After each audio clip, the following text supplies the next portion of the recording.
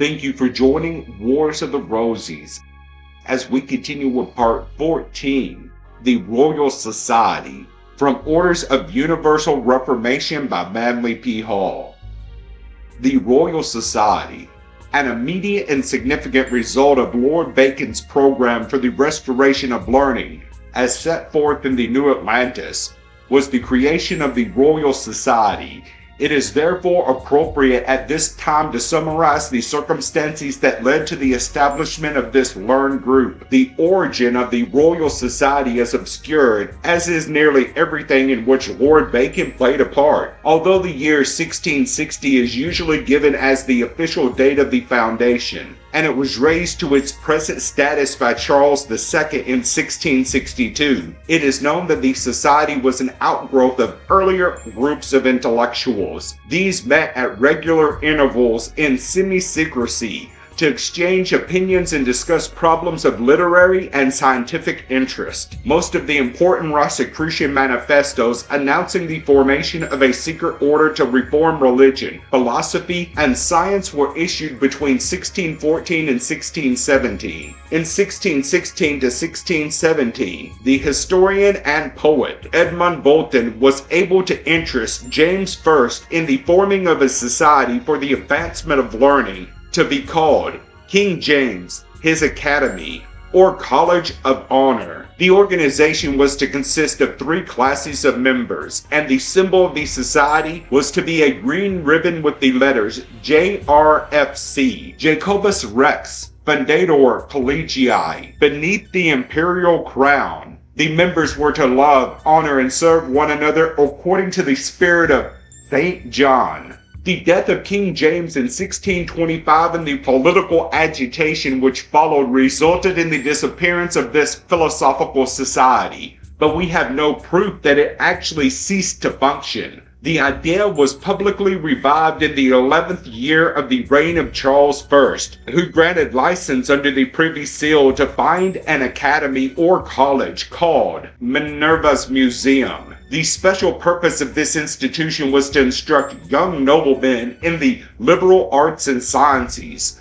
The French Academy was founded, according to report, in 1629 by a group of 9 men of letters who met weekly, at the suggestion of Richelieu, but much against their own desire and pleasure. These scholars incorporated on March 13, 1634, about the same time an academy called the Fruitful Society was established at Weimar. It is interesting to note that learned groups appeared in most of the countries in Europe in the period between 1616 and 1640. Robert Boyle, chemist and natural philosopher, 1627 through 1691, was schooled at Eton, where Sir Henry Wotton, one of the original Baconian circle, was provost. Boyle traveled in Europe and settled in Oxford in 1654, where he met Sir Christopher Wren. He corresponded with Sir Isaac Newton, John Evelyn, Henry Oldenburg, and Samuel Hartlib.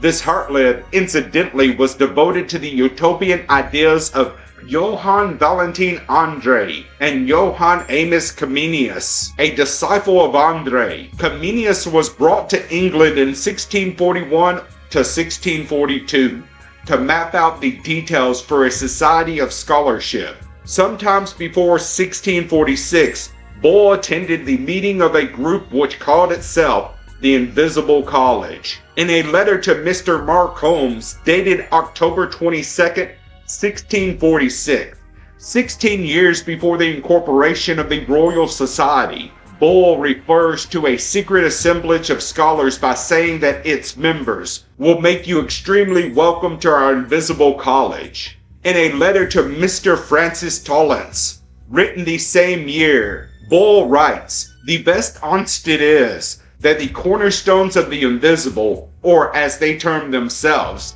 the Philosophic College, do now and then honor me with their company." This quotation seems to refute the opinion held by some that Boyle was the founder of the Invisible College. According to Charles Richard Weld, in May 1647, Boyle again alludes to the Invisible College in a letter to Hartlib, which leaves little doubt that he meant by this title that assembly of learned and high-minded men who sought, by a diligent examination of natural science which was called then the New Philosophy, an alleviation from the harrowing scenes incidental to the Civil War. There is no doubt that Francis Bacon supplied the incentive which led to the springing up of a network of societies on the European continent, which were in communication with each other and which practiced a pattern of interlocking memberships. To the members of these various groups can be traced a number of the most important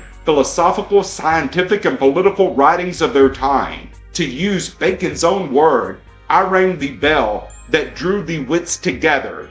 This complex of intellectual groups scattered about Europe and appearing to focus in the Invisible College in England seems to meet the requirements of the College of the Holy Spirit described in the manifestos of the Rosicrucians. The Invisible College in its turn emerged to public admiration as Gresham College until 1660, when it became the Academy. The English poet Abraham Cowley, 1618 to 1667, was a moving spirit in this transition period which ended in the founding of the Royal Society. He took a lively interest in scientific research and published in 1661 a pamphlet, The Adventure of Experimental Philosophy, at the suggestion of John Evelyn, the distinguished diarist who was also interested in the Royal Society. Cowley wrote an ode dedicated to this group, and this poem was probably his last work. Cowley was buried in Westminster Abbey, which indicates the degree of admiration in which he was held. From the History of the Royal Society of London, by Thomas Spratt, London, 1667. The Arms of the Royal Society. Cowley's friend, Thomas Spratt, one of the founders of the Royal Society in its final form and afterwards Bishop of Rochester, wrote the History of the Royal Society, which was first published in 1667. He prefaces his history with Cowley's Ode to the Royal Society. There are several references to Bacon in this poem. To quote 3 lines, Bacon at last, a mighty man, arose, whom a wise king in nature chose, Lord Chancellor of both their laws.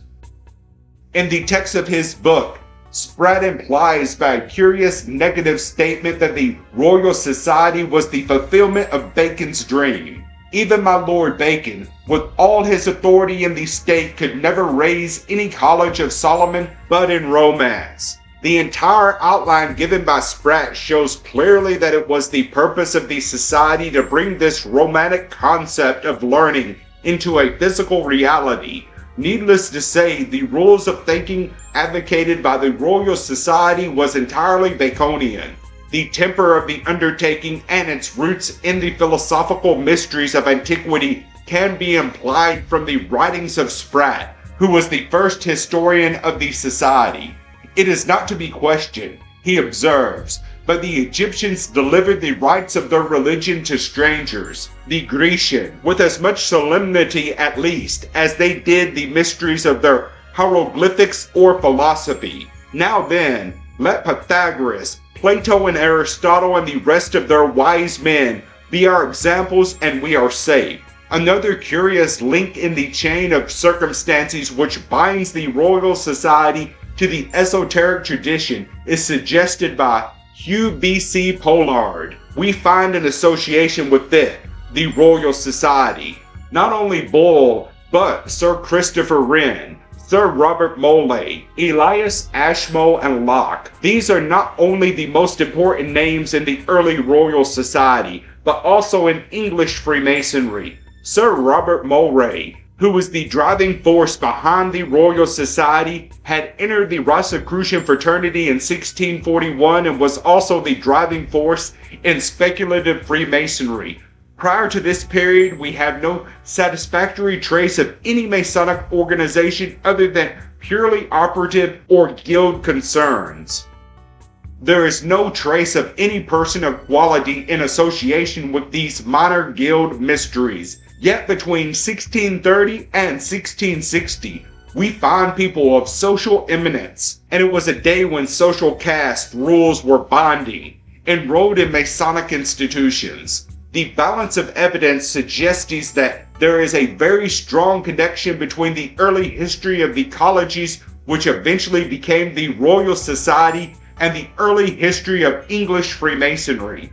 The Bacon tradition had been handed down in full and successfully insofar as the exoteric or scientific side of his concept was concerned. But the inner secrets of his philosophy, the esoteric teachings of Rosicrucianism, this had not been transmitted. The scaffolding of symbolism remained, bits and pieces of the tenets, ideas, suggestions, but not all the essential clues.